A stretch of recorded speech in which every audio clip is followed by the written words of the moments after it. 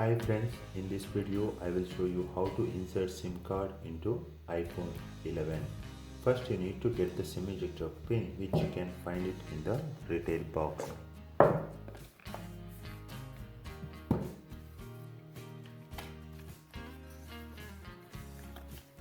You just need to take it.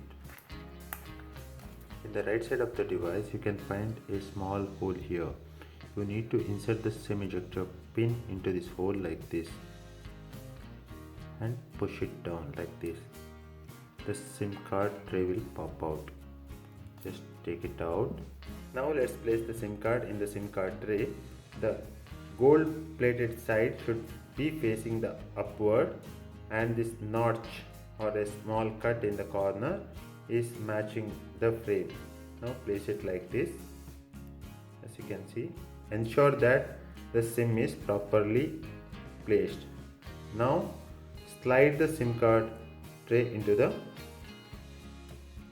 phone like this. Wait for 1 or 2 seconds. As you can see here, it is already detected the network. If you tap here, it will show the network name. Thanks for watching this video. Please hit the like button if you find this video useful.